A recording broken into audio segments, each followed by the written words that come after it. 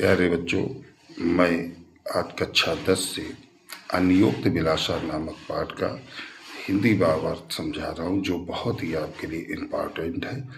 उसको कई बार पढ़िए, समझिए और लिखने का प्रयास कीजिए। धन्यवाद। स्टूडेंट्स, आज मैं आपको बहुत ही मोस्ट इम्पॉर्टेंट पद्यांश या श्लोक पढ़ाने जा रहा हूँ। ये अनियोक्त विलासा नामक पाठ से लिए गए हैं कि नितराम नीचो अस्मि त्वम खेदम कूपा कदापि मां कृथा। इसका हिंदी अर्थ आप लिखेंगे कि हे कुएं, तुम इस बात का कभी भी दुख मत करो। नितराम नीचो अस्मि त्वम खेदम कूपा। हे कुएं, तुम इस बात का कभी भी दुख मत करो कि तुम कदापि मां कृथा, कभी भी दुख मत करो कि तुम अत्यंत नीच हो। अत्यंत सरसा है दियो यथा परेशान गुण गृहीतास, कि तुम दूसरों की रस्सी को ग्रहण करने वाले हो और मृदु जल से परिपूर्ण हो। इसमें आशय लिखना होगा। आशय यह है कि किसी सज्जन पुरुष को इस बात का दुख नहीं करना चाहिए कि वह अत्यंत सज्जन है, सीधा है, क्योंकि वह दूसरों के गुणों को प्राप्त करने वाला होता है। सेकेंड नंबर आपका है श्लोक, बहुत ही इम्पॉर्टेंट है, अनियुक्त विलासा से ही, कि नीर क्षीर विवेके हंसालस्यम तुमेव तनुषे चेत।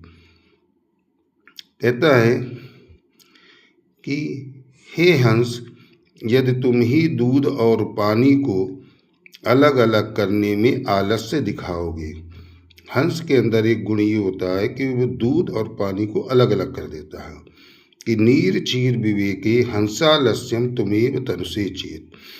हे हंस, यदि तुम ही दूध और पानी को अलग अलग करने में आलस्य दिखाओगे, विश्वस्निमन धुनान्यः कुलव्रतम पाल्यस्यति का, तो संसार में अपने कुल की मर्यादा का पालन कौन करेगा। आशय ये है कि न्यायिक पुरुष से कहा गया है कि हे न्याय पुरुष, न्यायाधीश, अगर तुम ही भलाई और बुराई को, न्याय और अन्याय को अलग अलग करने में आलस्य दिखाओगे तो संसार में न्याय कौन करेगा।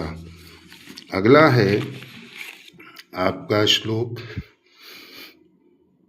कि कोकिल यापे दिवसान तावत विरसान करील बिटबिस। हे कोयल, तुम अपने बुरे और नीरस दिनों को तब तक किसी करील के वृक्ष पर गुजार लो, यावंतिमाला कोई रसाल समुल्लसत, जब तक कि इस पृथ्वी पर भौरों से युक्त आम का कोई वृक्ष सुशोभित ना हो जाए।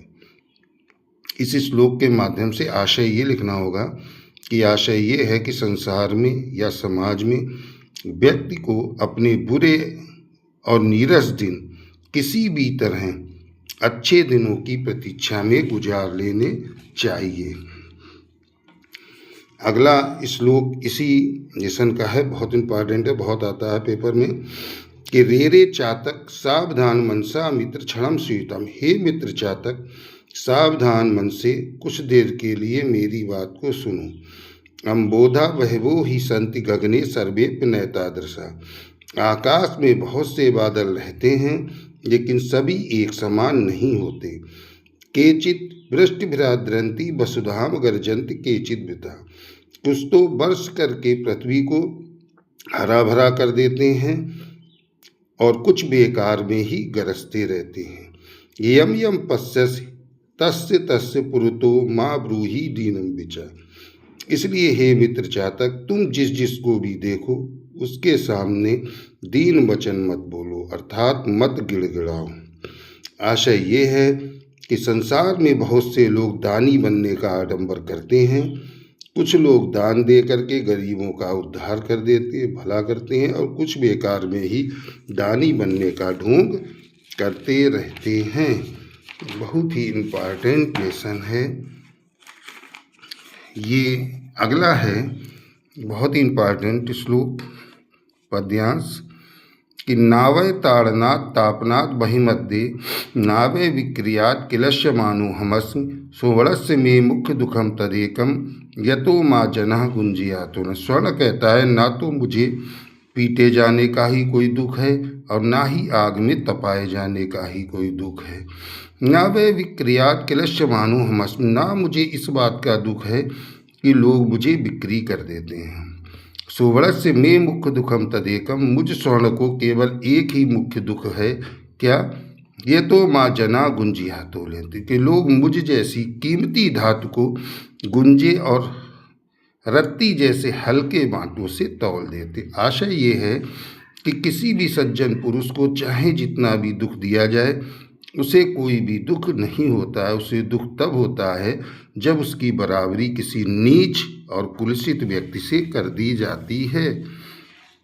अगला श्लोक है कि रात्रि गमिष्यति भविष्यत् सुप्रभातम भाषानुदेशत हसिष्यत पंकजलि इतब विचत यति कोशगते दुफेरे हा हंत हंत नलनी गज उज्जारा। कमल की पंखुड़ी में बंद भंवरा, भंवरा जो है कमल से बहुत प्यार करता है, उसको नुकसान पहुंचाना नहीं चाहता है, इसलिए कमल की पंखुड़ी में बंद भंवरा रात भर विचार करता है कि सुबह सूरज निकलेगा और कमल हंसेगा और उसका भविष्य लेकर के आएगा।